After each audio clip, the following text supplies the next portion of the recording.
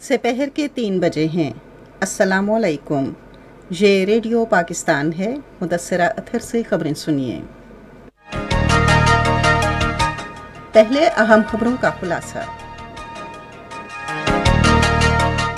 وزیر اعظم مختلف ترقیاتی منصوبوں کا جائزہ لینے کے لیے آج مری کا دورہ کر رہے ہیں۔ وزیر خزانہ نے کہا ہے کہ حکومت نے ٹیکس کا بوجھ عمرہ پر ڈالتے ہوئے غریب عوام کو سہولت فراہم کی ہے۔ قومی اسمبلی میں اگلے مالی سال کے بجٹ پر بحث جاری ہے۔ پاکستان اور چین نے زرخیز زمین کو بنجر ہونے سے بچانے، حیاتیاتی تنوع کے تحفظ اور حشرات کے خاتمے کے شعبوں میں تعاون بڑھانے پر اتفاق کیا ہے۔ پاکستان اور افغانستان کے زلزلہ متاثرین کے لیے امدادی اشیاء روانہ کر دی گئی ہیں۔ آج دنیا بھر میں بیواؤں کا عالمی دن منایا جا رہا ہے، جبکہ بھارت کے غیر قانونی زیر قبضہ جموں کشمیر میں خواتین بھارتی فورسز کے ہاتھوں مسلسل مظالم اور مصائب کا شکار ہیں۔ ایران نے کہا ہے کہ وہ یوکرین کی جنگ کا سفارتی حل تلاش کرنے میں مدد دینے کے لیے تیار ہے۔ اور اب خبریں تفصیل کے ساتھ۔ وزیر اعظم شہباز شریف آج مری کا دورہ کر رہے ہیں۔ دورے کے موقع پر دوسری مصروفیات کے علاوہ شاہراہوں کے قومی ادارے کے چیئرمین وزیر اعظم کو علاقے میں شاہراہوں کے مختلف منصوبوں کے بارے میں تفصیلی بریفنگ دیں گے۔ خزانے اور محصولات کے وزیر مفتاح اسماعیل نے کہا ہے کہ حکومت نے عمرہ پر ٹیکس کا بوجھ ڈال کر غریب عوام کو ریلیف دیا ہے۔ وہ آج اسلام آباد میں اطلاعات و نشریات کی وزیر مریم اورنگزیب کے ہمراہ نیوز کانفرنس سے خطاب کر رہے تھے۔ مفتاح اسماعیل نے کہا کہ 15 کروڑ سے زائد آمدن رکھنے والے امیر لوگوں پر ٹیکس میں مزید اضافہ کیا جائے گا۔ انہوں نے کہا کہ ہم نے ملک کو دیوالیہ ہونے سے بچایا اور اب ملک کی مالیاتی صورتحال مستحکم ہے۔ مفتاح اسماعیل نے کہا کہ حکومت نے ڈیزل اور پیٹرول کی قیمتیں بڑھا کر اور عالمی مالیاتی فنڈ کے ساتھ مسلسل رابطے میں رہتے ہوئے ملک کو دیوالیہ ہونے سے بچایا۔ انہوں نے کہا کہ پیٹرولیم مصنوعات کی قیمتیں بڑھانا کوئی آسان فیصلہ نہیں تھا، تاہم ملک کو بچانے کے لیے حکومت کو ایسا فیصلہ کرنا پڑا۔ انہوں نے کہا کہ پاکستان اب واپس بہتر مالیاتی استحکام کی طرف بڑھ رہا ہے۔ وزیر خزانہ نے کہا کہ حکومت عالمی مالیاتی فنڈ کے ساتھ بجٹ اقدامات پر ایک اتفاق رائے پر پہنچ گئی ہے۔ یہ ایک طرح سے ایک ترقی پسند اور تاریخی بجٹ ہے، کیونکہ اس میں کوئی براہ راست ٹیکس نہیں لگایا گیا اور نہ ہی اس میں وصولیاں بہتر بنانے کے لیے حکومت کی جانب سے اشیاء ضروریہ پر ٹیکسوں کی تجویز دی گئی ہے۔ وزیر خزانہ نے کہا کہ توقع ہے کہ پیر تک چین کی جانب سے 2 ارب 30 کروڑ ڈالر کا قرض منتقل ہوگا۔ انہوں نے کہا کہ چین نے محفوظ ادائیگیوں کی وصولی بھی اثر نو ترتیب دی ہے، جو کہ جون اور جولائی میں کی جانی تھی۔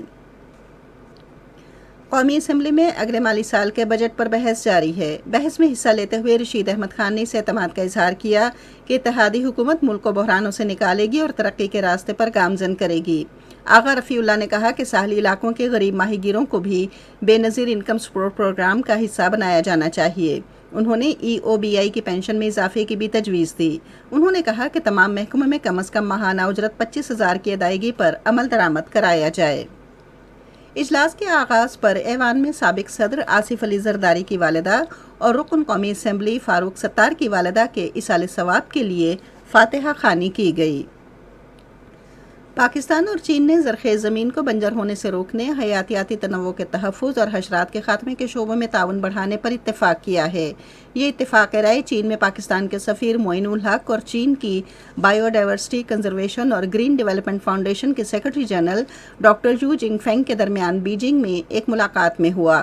زراعت کے شعبے میں پاکستان کی مضبوط ساکھ کو سراہتے ہوئے اور موسمیاتی تبدیلی سے روکنے کے اقدامات کی ضرورت پر زور دیتے ہوئے ڈاکٹر یو جن فینگ نے تعاون کے ممکنہ شعبوں کی نشاندہی کی۔ پاکستانی سفیر نے ماحول کے تحفظ اور موسمیاتی تغیر سے نمٹنے کے لیے پاکستان کی حکومت کی طرف سے دی جانے والی اہمیت کو اجاگر کیا۔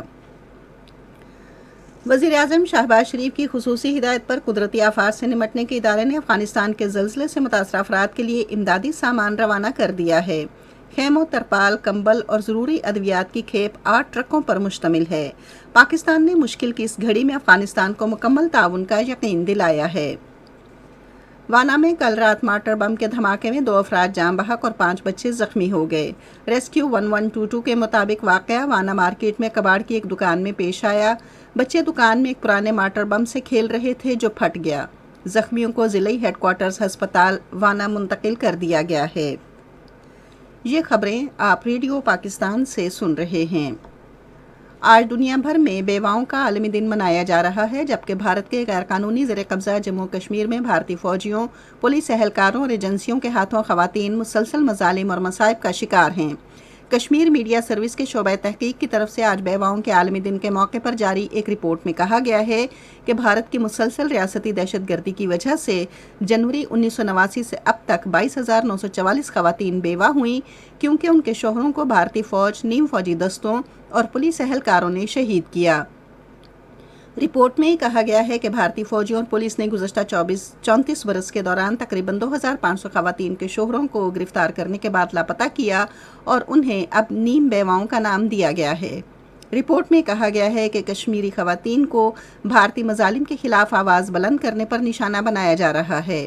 ادھر کل جماعتی حریت کانفرنس کے رہنماؤں اور سماجی کارکنوں نے سری نگر میں اپنے الگ الگ بیانات میں کہا ہے کہ کشمیری خواتین بھارت کے غیر قانونی زیر قبضہ جموں کشمیر میں بدترین ریاستی دہشت گردی کا شکار ہیں۔ ورلڈ کشمیر اویئرنیس فورم نے انسانی حقوق کے بارے میں اقوام متحدہ کے ہائی کمشنر سے اپیل کی ہے کہ وہ بھارتی جیلوں میں قید کشمیری سول سوسائٹی کے رہنماؤں کی رہائی کے لیے معاونت اور مداخلت کریں۔ واشنگٹن میں ایک مظاہرے سے خطاب کرتے ہوئے واشنگٹن میں قائم کشمیریوں کے حامی گروپ کے رہنماؤں نے کشمیری حریت رہنماؤں کی غیر قانونی حراست کی شدید مذمت کی۔ فورم نے ڈیجیٹل اشتہاری ٹرکوں کے ذریعے ایک مہم کا بھی اجرا کیا، جس میں بھارت کے غیر قانونی زیر قبضہ جموں کشمیر میں بھارتی مظالم کو بے نقاب کیا گیا ہے۔ ایران کے صدر ابراہیم رئیسی نے کہا ہے کہ ان کا ملک یوکرین کی جنگ کا سفارتی حل تلاش کرنے میں مدد دینے کے لیے تیار ہے۔ تہران میں دورے پر آئے روس کے وزیر خارجہ سرگئی لاوروف سے ملاقات کے دوران انہوں نے اس مسئلے کے خاتمے کی اہمیت پر زور دیا۔ آج برسلز میں ہونے والے سربراہ اجلاس میں یوکرین کی یورپی یونین کے امیدوار کے طور پر منظوری دی جائے گی۔ یوکرین کے صدر ولادیمیر زیلنسکی نے اپنے معمول کے خطاب میں کہا ہے کہ وہ یورپی کونسل کے تاریخی فیصلے کے لیے تیاری کر رہے ہیں۔ یورپی یونین میں یوکرین کے مشن کے سربراہ نے ایک بیان میں کہا ہے کہ اس فیصلے سے یوکرین کے عوام نفسیاتی طور پر بہتر ہوں گے۔ سعودی عرب اور ترکی نے مختلف شعبوں میں دو طرفہ تعلقات بڑھانے پر اتفاق کیا ہے۔ یہ اتفاق رائے سعودی عرب کے ولی عہد محمد بن سلمان اور ترک صدر رجب طیب اردوان کے درمیان انقرہ میں ہونے والی ملاقات میں ہوا۔ دونوں رہنماؤں کی ملاقات کے بعد جاری کیے گئے ایک مشترکہ اعلامیے کے مطابق دونوں ملکوں نے اپنے دو طرفہ تعلقات میں تعاون کے نئے دور کے آغاز کا عزم ظاہر کیا ہے۔ انہوں نے تجارت، سیاحت، پروازوں، مصنوعی ذہانت، ڈیجیٹل ٹیکنالوجیز، اسمارٹ سٹی، صحت اور ٹی وی سیریز دکھانے پر عائد پابندیاں اٹھانے پر بھی اتفاق کیا۔ دونوں ملکوں نے خطے میں امن، استحکام اور سلامتی یقینی بنانے کے لیے قریبی تعاون جاری رکھنے کے عزم کا اعادہ بھی کیا۔ ریڈیو پاکستان آج تیسرے پہر 4:05 پر اپنے قومی پروگرام میں اقوام متحدہ کے پبلک سروس ڈے کے سلسلے میں ایک مذاکرہ نشر کرے گا۔ موسم۔ محکمہ موسمیات کی پیشگوئی کے مطابق آئندہ 12 گھنٹے کے دوران ملک کے بیشتر علاقوں میں موسم زیادہ تر گرم اور خشک رہے گا، تاہم گلگت بلتستان اور کشمیر میں چند مقامات پر تیز ہوائیں چلنے اور گرج چمک کے ساتھ بارش کا امکان ہے۔ آج ریکارڈ کیا گیا بعض شہروں کا درجہ حرارت: Islamabad 32 degree centigrade, Lahore 35، Karachi 39، Peshawar 33، Quetta اور گلگت 30، مریخ 24 اور مظفر آباد 34 ڈگری سینٹی گریڈ۔ محکمہ موسمیات کی پیشگوئی کے مطابق بھارت کے غیر قانونی زیر قبضہ جموں کشمیر میں سری نگر، لیہ، پلوامہ، اننت ناگ، شوپیاں اور بارہمولہ میں مطلع جزوی طور پر ابر آلود رہنے اور گرج چمک کے ساتھ بارش کا امکان ہے، جبکہ جموں میں موسم گرم اور خشک رہے گا۔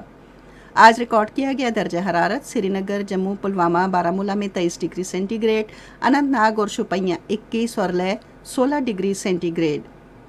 خاص خبروں کا خلاصہ آخر میں ایک بار پھر۔ وزیر اعظم مختلف ترقیاتی منصوبوں کا جائزہ لینے کے لیے آج مری کا دورہ کر رہے ہیں۔ وزیر خزانہ نے کہا ہے کہ حکومت نے ٹیکس کا بوجھ عمرہ پر ڈالتے ہوئے غریب عوام کو سہولت فراہم کی ہے۔ قومی اسمبلی میں اگلے مالی سال کے بجٹ پر بحث جاری ہے۔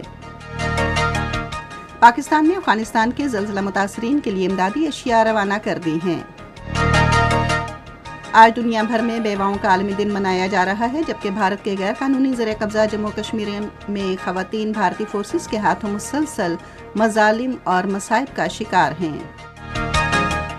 خبریں ختم ہوئی. مزید خبروں اور تجزیوں کے لیے ہماری ویب سائٹ ہے radio.gov.pk اور فیس بک کے link radio Pakistan news official پر براہ راست ویڈیو سٹریمنگ بھی ملاحظہ کی.